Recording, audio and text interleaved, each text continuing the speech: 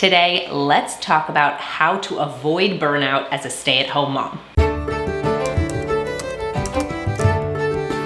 Hello friends, and welcome to my channel. My name is Abby, and I would love if you would consider subscribing and hitting that notification bell. Today, we are in my son's new bedroom. I just recently redesigned it.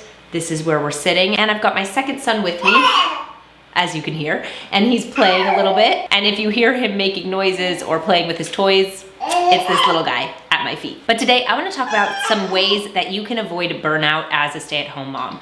I know that I suffered with it just recently, really severely. Like, I felt tired and exhausted, and I was like, this must be what motherhood is. Like, this is what I've taken on and I just didn't realize. But no, that's not true. And today I'm going to share, number one, my feelings about that, and number two, how you can avoid it yourself. So let's get into it. Okay, so the first thing I kind of want to chat about is how I got to the point of burnout. I have a 2-year-old and a 7-month-old, and I had let them kind of dictate the day. I had let them be the boss, and I had neglected my role as the CEO of our household. So I kind of was letting them tell us what our day looked like, which got really hectic and overwhelming for all of us. Now, there's a few reasons for that. Number one was my son was telling me he didn't need naps anymore, and he was waking up in the night and it felt like his sleep schedule was off. So I was like, okay, well, maybe he's done with naps. Step two was that my son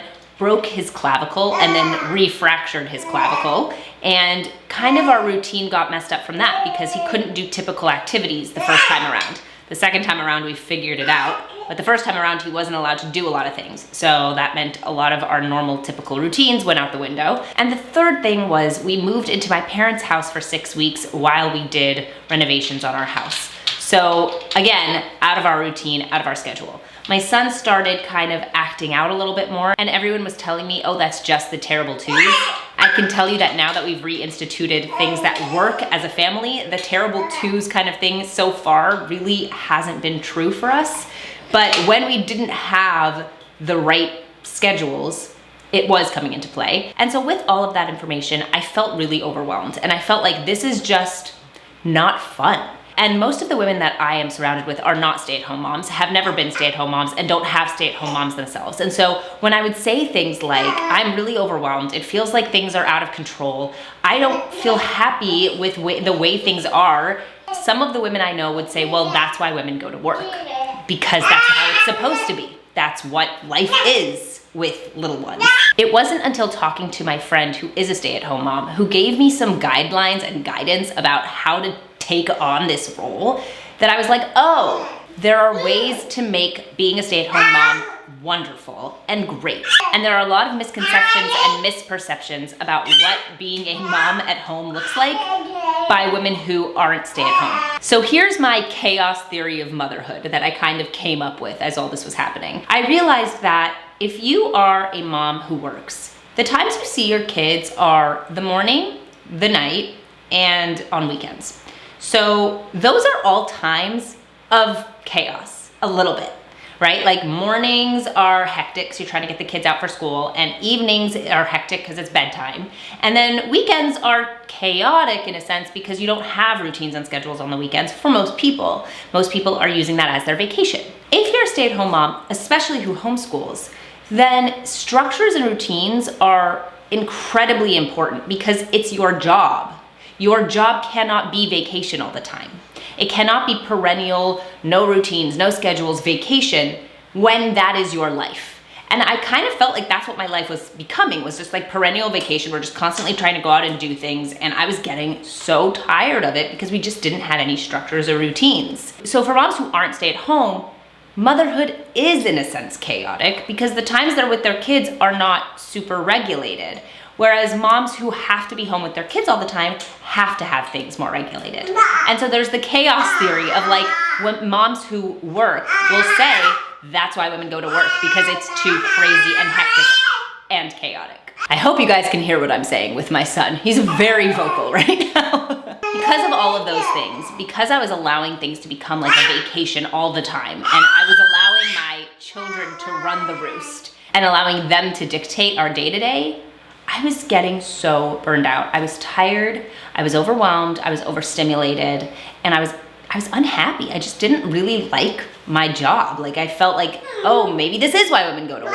And one thing I'll say is that I think for a lot of people who see women online, they're doing the stay-at-home mom thing and it looks really pleasant and lovely and easy.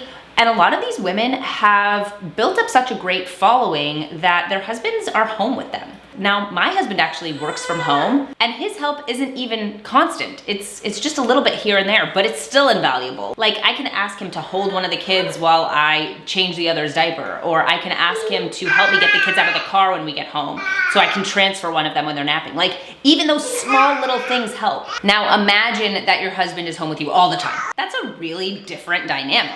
So being a stay-at-home mom is hard, but there are tools to make it easier. And of course, within all of this, it's the recognition that this isn't exactly what being a stay-at-home mom was supposed to look like, because that term stay-at-home mom isn't even accurate. First of all, outside of that, I don't stay home very much. We go out and do things. But second of all, being a mom, being at home with your kids was supposed to be a group endeavor, a group project. So it wasn't supposed to be one woman with all of her kids doing all the stuff by herself. It was really more of a communal activity of women all together taking care of their kids. That was the village. For me, I have my mom who comes and helps about an hour a day, and honestly, that's kind of spotty lately. And my husband, who helps just here and there. But for a lot of people, that village doesn't exist. And so the burnout thing is even more intense and easy to come upon. So here's how you can avoid burnout. Have schedules and routines. Making your days predictable makes a huge difference because number one, it means you're gonna have time for yourself. And number two, it means that you can know what to expect as each day begins. I know that once I started instituting routines and schedules back into our day-to-day, it has made a huge difference, not only for me, but for my kids. I feel more well-regulated. I feel more rested. I feel calmer. I feel like I know what to expect. I have time for myself carved out each day just for me, and it makes a huge difference to my mental health. And I feel better. I can be a better mom because I'm more collected. I don't feel exhausted. I feel excited to spend time with my kids within the structure we've created. For my kids, it's made a huge difference too because they're not overstimulated, they're rested, and they have more impulse control. When my sons are getting the rest that they need during the day, when they are knowing exactly what to expect as the day goes through, what they're going to eat, what the schedule is, they don't have to control their impulses. Their impulses kind of are controlled for them, and that makes them feel a lot more calm as well. I can see how quickly, once I instituted these routines, my sons benefited. So having schedules and routines doesn't make you a strict mom, it makes you a good mom because it means you can be better for your children and your children can be better for you. So I wanna share a few of our schedules and routines and how we make it work. Did you spit up again?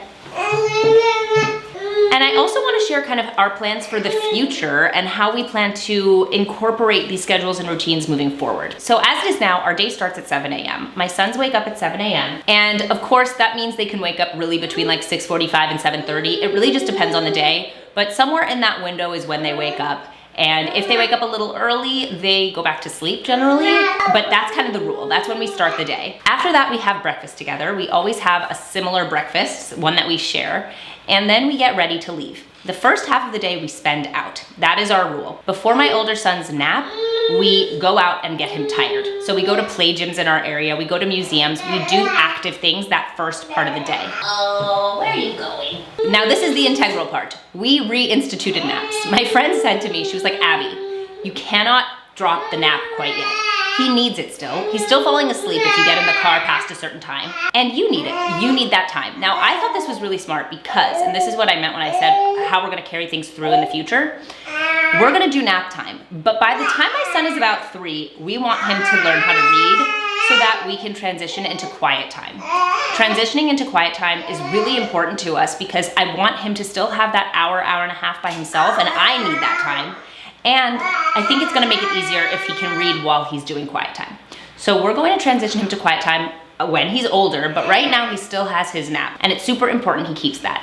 And my goal is always to try and overlap my 2 sons' naps so that I at least get an hour off as a mom. So when we come home, we make sure we're home before his nap time, we eat lunch together, and we make sure he doesn't fall asleep in the car because he doesn't transfer. and we get him down for his nap. My son still doesn't like going down for a nap. He doesn't like sleeping right now. He's going through some separation anxiety, but he knows he's safe, he knows he's loved, and he feels physically better when he sleeps. So it's really important that he does so. The second half of the day is a little more variable, but I try to write a schedule every night about what we're going to do. What are you doing over there? Something we just started instituting, which I actually saw on Reddit, which made a huge difference to our day-to-day, was stations. So when my son is down for his nap, I set out 4 or 5 stations, and they're fun things for him to do to take care of himself while I maybe cook dinner or clean the house or do some chores.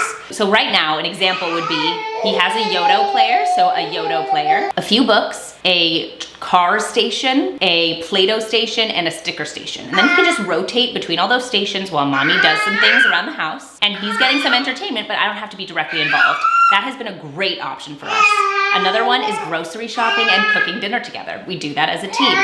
And then it's bath time, bedtime. But we have a really specific structure to our day. So I get those few hours in the middle of the day while my son's nap, and I can have an idea of the morning and an idea of the afternoon. Now the morning can be really nice too, because sometimes we go to small play cafes where I can do a little bit of work or just sit and read while my son plays. Or we can go to a museum where I have to be a little more involved. Or we can go to a class. You know, we have a lot of options for the morning, and we have a lot of options for the afternoon, but the going out in the morning, nap, and then something a little bit closer to home for the second half of the day has worked wonders for our family. I would love to know in the comments, what are some of your favorite routines with your kids? How have they benefited you and your life? How do you avoid burnout as a stay-at-home mom? Let me know your thoughts. I can't wait to hear. If you watched all the way to the end, I would love if you would leave an emoji of your favorite hobby, whether it be like art or photography or something. Leave it in the comments below. Thank you guys so much for watching, and I'll see you guys in my next video. Bye!